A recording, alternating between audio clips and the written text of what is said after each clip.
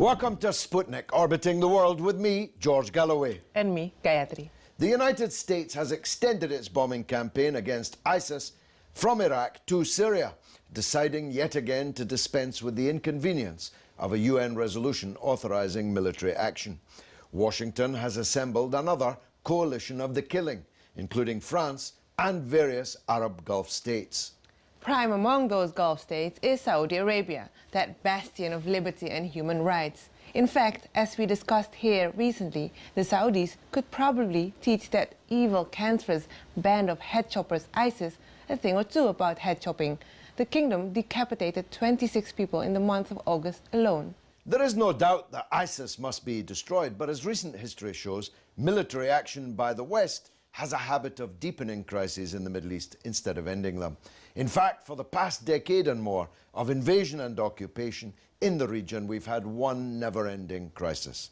Discussing this with me, I'm delighted to say, is top author and journalist on The Guardian, my old pal Seamus Milne. But before that, Gayatri asked London what they thought. Do you think Britain should get involved in a war in Syria?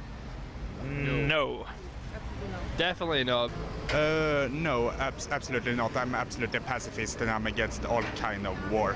There's no point looking to Syria and all these Middle Eastern countries to see the problem. The problem is actually right here in England and America with all these ignorant people. I don't need nobody. I don't need no British. I don't need no American. I don't need no European Union in my country. All I need is Asia, and we can survive our country. So a regional solution? Yeah. We want our country to be in our own hand. Seamus, welcome to the Sputnik again. The British government has pulled back from involvement in the attack on Syria, but has decided to join the attack on Iraq. Why the difference? Well, I think the crucial thing has been the role of the Labour Party and the Labour Party leadership, which of course itself is responding to public opinion in Britain.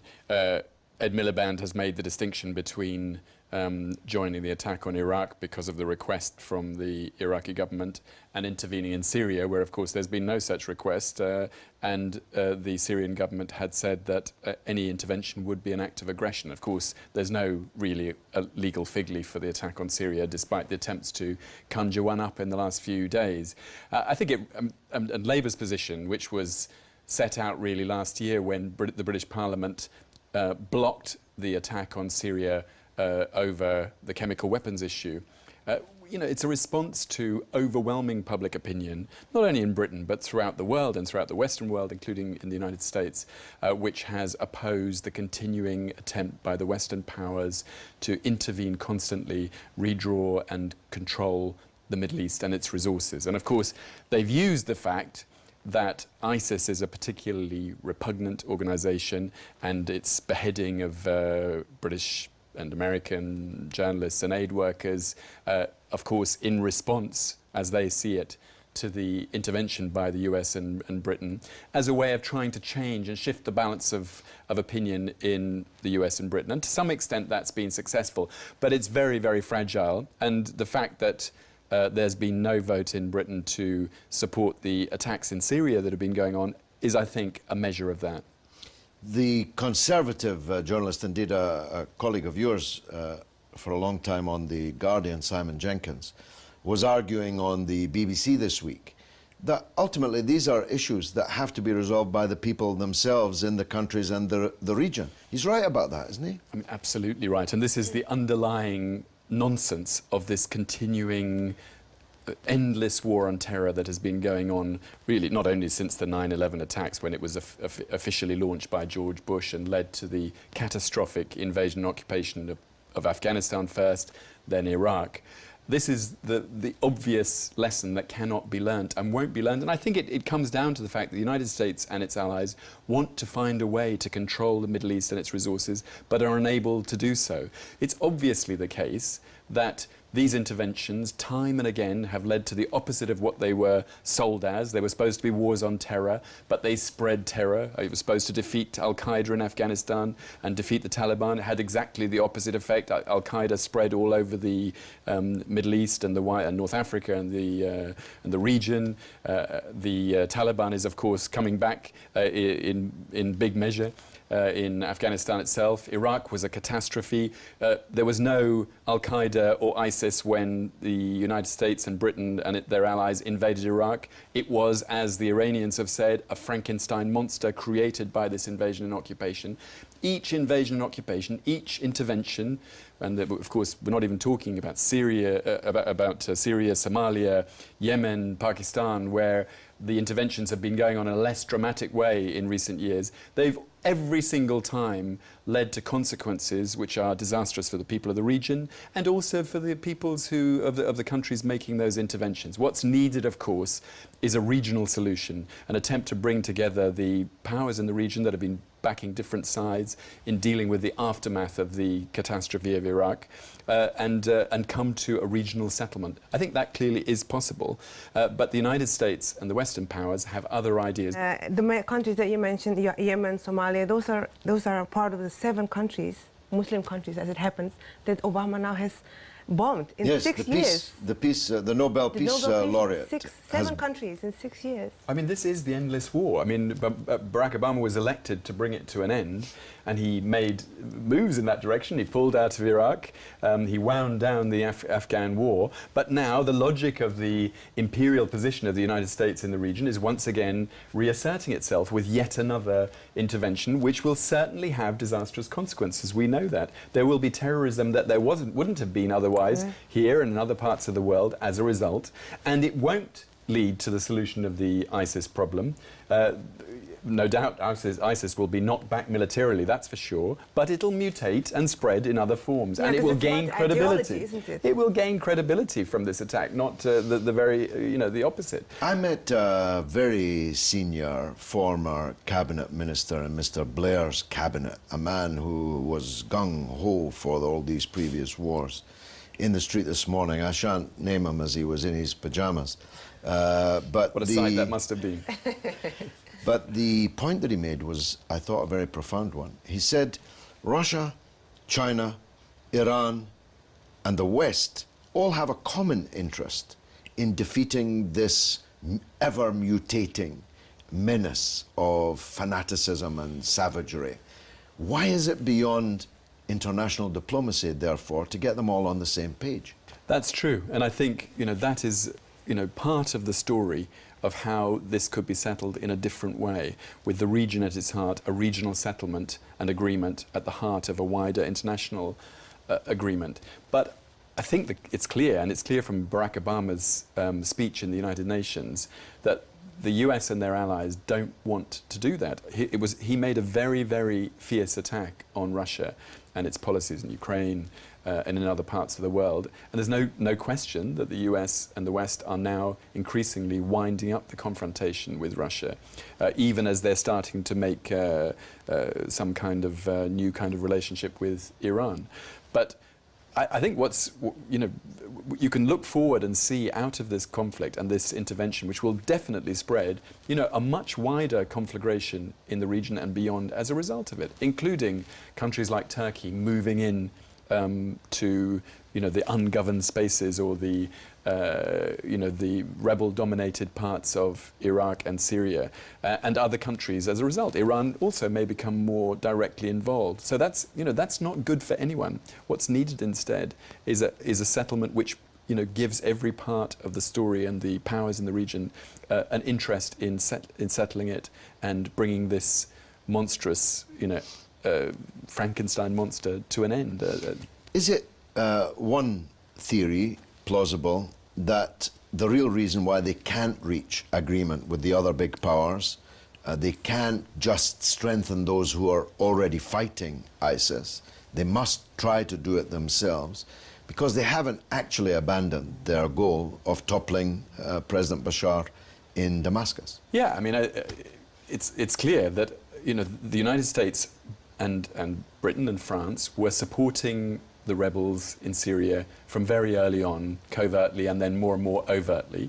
And one of the impacts of this intervention in Syria that the United States is leading now could well be the creation of a more credible anti-Assad grouping in Syria, but it won't be any kind of democratically led, progressive kind of outfit as people hope, I think, in other parts of the world.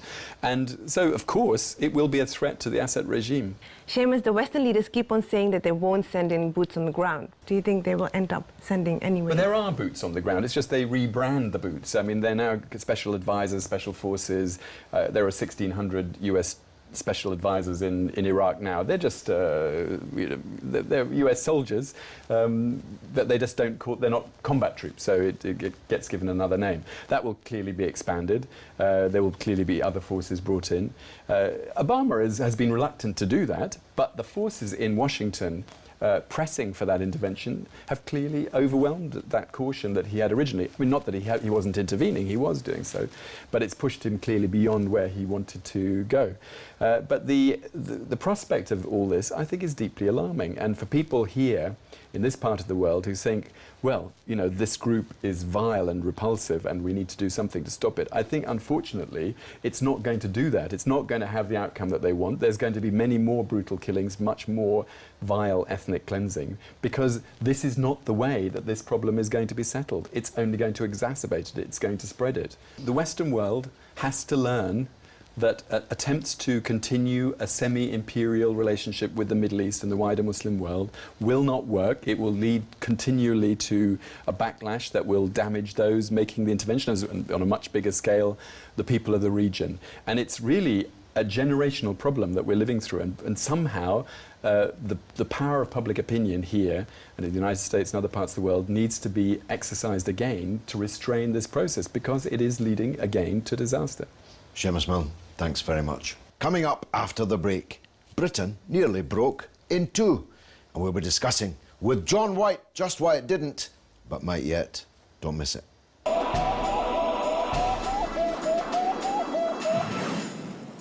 Welcome back to Sputnik. The referendum on Scottish independence on 18 September saw an unprecedented 3.6 million people in Scotland cast a vote, out of a population of just 5.3 million, translating to a turnout of 85% of the electorate.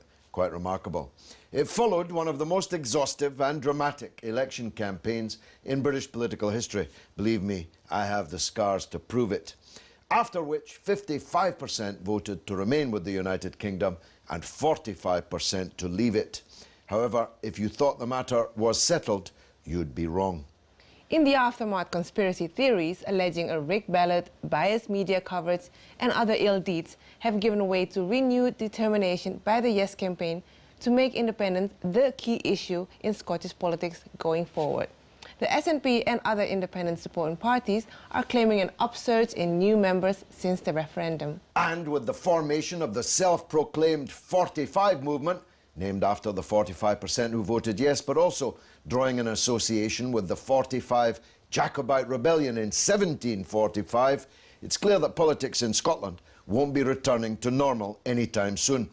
Joining me as I wade into this morass, I'm delighted to welcome political commentator and writer John White. But before that, Gayatri took to the streets of London, red gloves and all, to find out what people thought there. We had to put up with English MPs disrupting Scottish question times. So I don't care that they're whinging and moaning like a bunch of little Englanders. We're from Dundee, so they all voted for yes.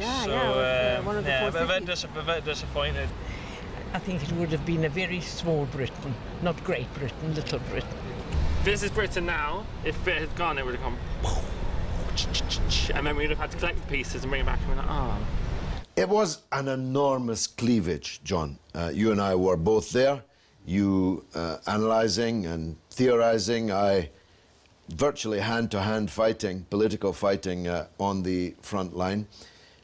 It was as sharp a polarisation as I have ever known. People hated each other, at least for a moment. in my case, quite a lot of people hate me still, judging by my Twitter feed, got quite vicious. Why was the cleavage so deep? Well, in the words of Oscar Wilde, patriotism is the virtue of the vicious, and I think we saw that come to the fore during this campaign. But I think the key word in your remarks at the start of this package was unprecedented. It was unprecedented, first and foremost, for the stakes involved. We're talking about the prospect of breaking up a 300-year-old political union. So it became a zero-sum game in that respect. It was unprecedented, as you say, for the turnout, 85%, which was massive, out of a population of 5.3 million people, 3.6 million casting a vote. It was unprecedented, I think, also because of the immense nature of the Yes campaign. I mean, in the final 2 weeks running up to the vote, I got the sense in some parts of Scotland, especially working class communities, that there was a democratic insurgency taking place from below. And I think it rode a wave of anti-politics, which was given political expression by the Yes campaign. But for me, the most important aspect to this referendum was the collapse of Labour in Scotland. I mean, the Better Together campaign, if you wanted to write a manual on everything not to do in a political campaign, you would come up with Better Together. The man who led it, Alistair Dallin, is a perfect example of a first-rate, second-rate man. The decision by Labour to join into a campaign with the Tories will go down in infamy, I think, almost on a par with Ramsay MacDonald, the Labour leader's decision to enter a national government with the Tories and Liberals in 1931. But interestingly, rather than resolve the issue, all it succeeded in doing is kicking over a constitutional hornet's nest, which is reverberated right across the United Kingdom. Well, we'll come to what it means for the United Kingdom in a minute. Gordon Brown had to be brought back from the living political dead. Otherwise, they would have lost the referendum. Ed Miliband didn't even acknowledge his existence in the campaign. In his speech to the Labour conference this week. If not for Gordon Brown, I'm absolutely certain that the result would have been yes.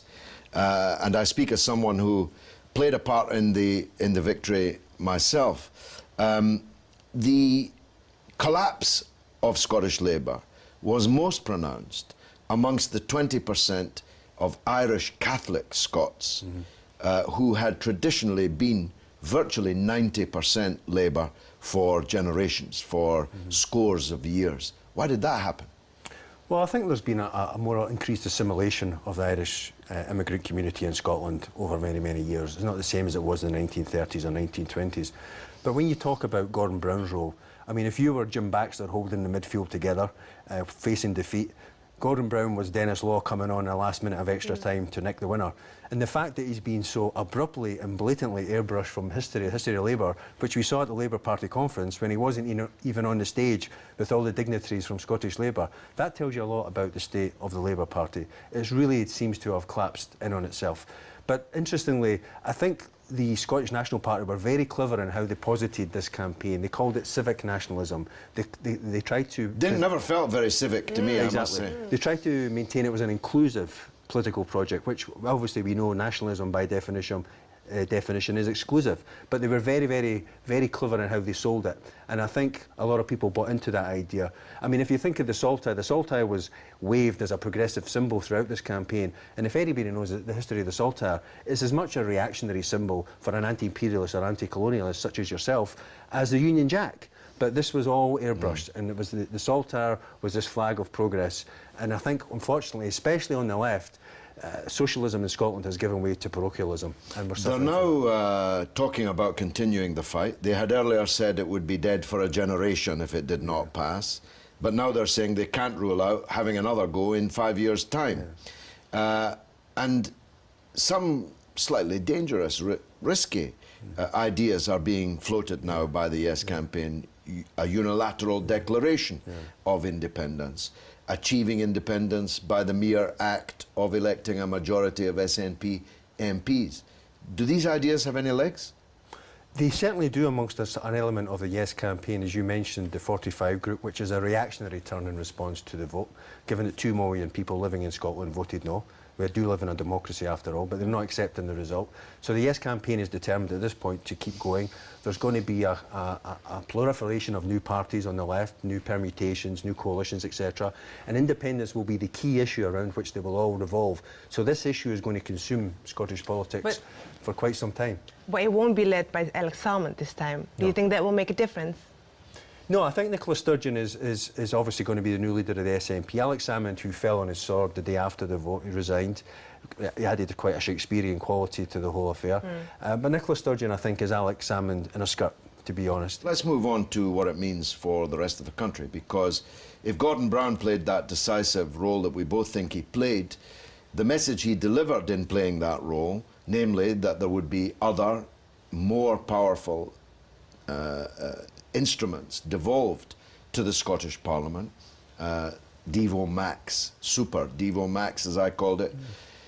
It looks doubtful now whether that's going to be delivered, at least on the timetable that the three party leaders promised. That's also very dangerous, playing with fire, isn't it? Yeah, well, I think it's playing with fire in the sense that if you start parsing out more powers to different parts of the country, then you will end up with that race to the bottom that we warned against with regard to the possibility of independence, tax raising powers, corporation tax and so on. So you could end up with a situation where the centrifugal forces pulling against Westminster would be such that you're talking about the breakup of the United Kingdom by default. So I do think this will all dissipate, though. I think we'll go back to politics as normal, hopefully sooner rather than later. But I do think in Scotland the issue will consume politics in Scotland and embody politics in Scotland from here on in. What about the English nationalism that risks being sparked by what is seen by right-wing nationalists in England as an overcompensation to the Scots in order to keep them in the Union? Devolution for England, an English Parliament, English votes for English measures, no MPs from anywhere else being allowed to vote on Tuesdays and Wednesdays in Parliament and so on.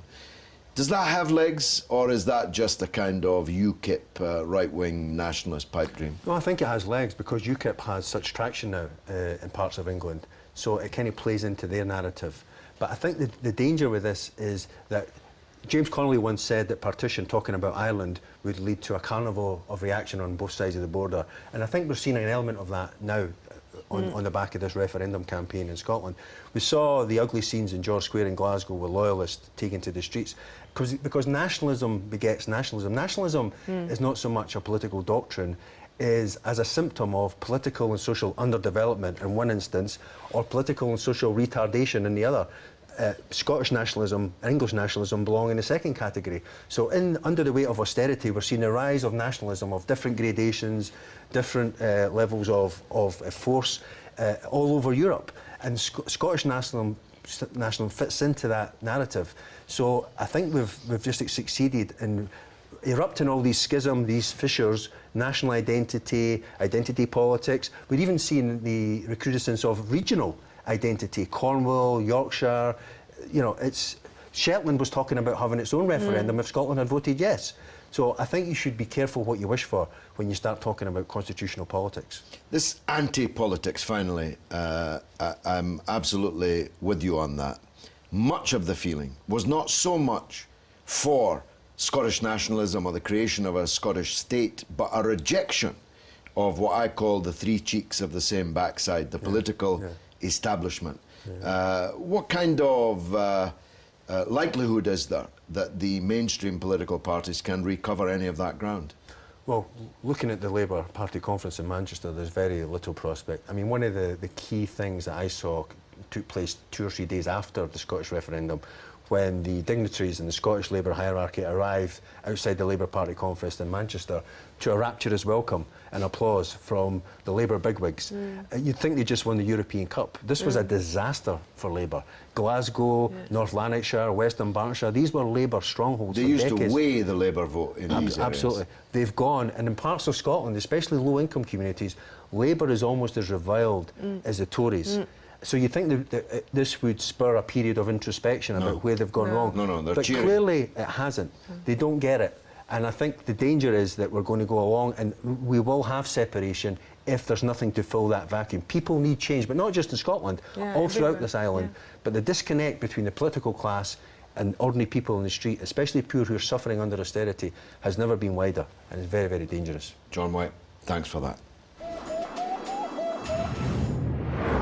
And now it's your turn to tell us what you think through the portals of social media. What's rattling, Gayatri? Well, on the question of Britain's involvement in the war in Syria and Iraq, Nahid Akhtar makes the point that Britain has got no money for its citizens, but it can fund expensive wars. What happened to austerity? On the Scottish referendum, Damon Q makes the point that Parliament frequently fails the people. Scots lost their chance to have a government for their people, not for business. And Neil Barrington says that people want real change. Hopefully, the Indie Ref has made people ask serious questions about our country. And I think that's really the point, yeah? Yes, it's the point we were discussing with John. There's something rotten in the state of Britain. And that's all that we've got time for this week. Which, alas, means that's the end of the show. Do please keep in touch with us on Twitter at @RT_Sputnik, and on Facebook you can like us on Sputnik on Russia Today. It's goodbye from me, Gayatri. And from me, George Galloway. It's been marvellous.